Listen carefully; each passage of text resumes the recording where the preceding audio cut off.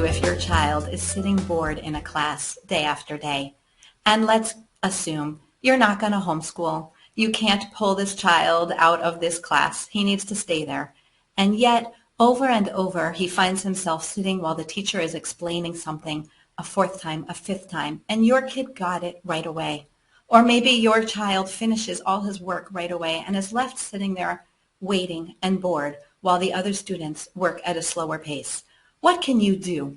Well, firstly, you know why we want to do something? We want to do something because a bored child is a child who's going to get to look for distractions, and they will be disruptive.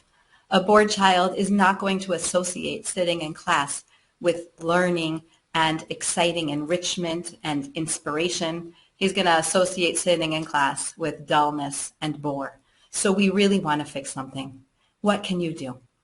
Well, the first thing you want to do is frame in your head that this is not because there's a problem with the teacher. It's not because there's a problem with your student, with your child, sorry. This is just a situation that you and the teacher together want to partner because you're a team to try and make this class work for your child the best way possible so that it also works for the teacher the best way possible, because you both have the same goal. You both want your child to be enriched and stimulated and interested and learning the class, whatever the topic is. You both want your child to be able to be quiet when he's finished early or bored and not disruptive to the class, not turning around and talking to the person behind him or making anything that's disruptive. So when you do call the teacher to suggest, to explain the situation and make a suggestion, which I'm going to share with you in a minute, you want to do it from an attitude of, we are partners. I know you are a wonderful teacher and you care deeply for all your students, and I appreciate everything you're doing. I am wondering if perhaps there is something we can do together to help my child when he finishes work early in your class so that he won't be disruptive. And what is it you can do? I do not recommend saying, can my child bring a book to read? Bringing a book to read for a kid who loves reading is going to be very hard to put down the moment the teacher starts talking again. It's not going to be easy. The teacher's going to find herself saying, put away the book. This is not time for you to read. We're trying to learn together now. So a book is too absorbing. I don't think that's a good idea. But fortunately, I do have other ideas, and I've used them both as a mother and as a teacher. So from both ends, I've seen how well it works.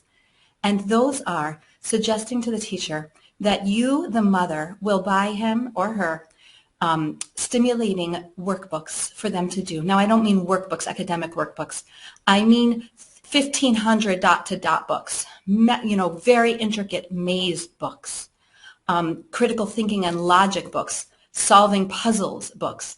These are things that they are educational, they are interesting. A student who finishes work quickly and is a quick learner is going to enjoy them and find them meaningful. Now, maybe not everything for every student, but you'll look through them, you'll find the right thing. And it'll be very easy for them to keep half an ear on what the classroom is doing and be able to just put it away when the class is ready to move on to something else. It's not going to be that gripping that you just have to go on to dot number 297. You can't stop at 296. Where can you find these?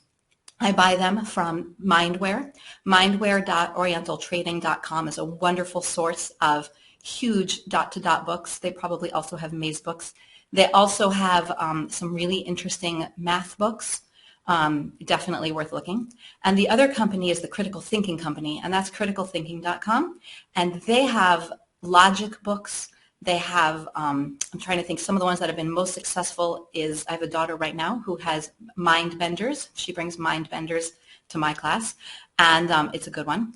And I have another student who's using Balance Benders, which are kind of logic math puzzles.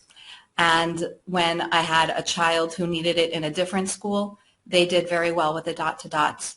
You're looking for a book that is interesting, that is good for the brain, but is not going to suck them out of the classroom, is going to keep them present and quiet. And you explain to your child that when they do this, they must always have the book with them in their binder ready. You never say to the teacher, oh, I forgot my extra enrichment book. Can I go get it? That wouldn't be right. You have it with you in your backpack or in your binder, And when you finished your work, you quietly pull it out in a way that's subtle, that's unobtrusive, not in a way that makes everyone looking, around that your child looking at them. And you can explain this to your child. And when you suggest it to the teacher, do it with so much appreciation, so much gratitude for what they're doing, because it's a very hard job and it's hard to teach a classroom with many different skill levels. And as much as your child is sitting there bored, someone else's child is sitting there really needing the explanation for the fourth time and the fifth time and the sixth time. So you're approaching them as a partner. Can we together try something to see if this works for my child? Because I don't want them to become disruptive to you. I don't want them to associate class time with boring time. Would it be okay if I sent in an enrichment book for them to do only when they're finished with work, only in a way that's quiet, respectful, unobtrusive? And can we see how that goes? And then you can check in and say, could we try this for 2 weeks? And then check in with the teacher. Thank you so much for letting us do this. How is it working for you? Again, you and the teacher are partners. You're on the same team. You're on the same side. They want your child to succeed. You want your child to succeed.